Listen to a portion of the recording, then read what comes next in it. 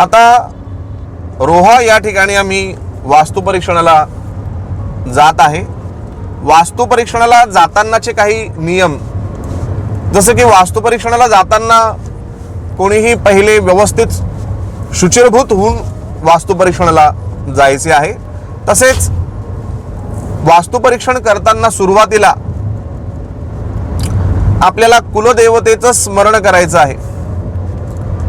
तसेच त्रिकाल संध्यावंदन जर कधी जमत असेल तर त्या अनुषंगाने आपलं नित्यकर्म केल्यानंतर ज्याच्याकडे आपण परीक्षणाला जातो आहे त्या व्यक्तीची कुलदेवता, तिला सुद्धा स्मरण करून वंदन करून त्या देवीची परमिशन घ्यायची आहे की आम्ही अमुक अमुक तुझ्या भक्ताकडे वास्तू परीक्षण करतोय, याच्या प्रॉब्लेम मधून बाहेर काढण्यासाठी आम्हाला मदत कर, आम्हाला नेमका काय दोष आहे याच्या वास्तूमध्ये तो आम्हाला कळू दे, असं आपण त्याच्या कुलदेवतेला प्रार्थना करायची आहे.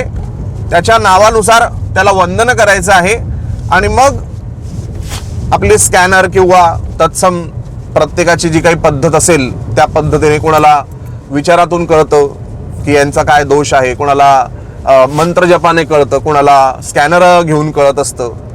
तर अशा प्रत्येक व्यक्तीच्या प्रॉब्लेमची सोल्युशन देवता म्हणजे आपली कुलदेवी आहे.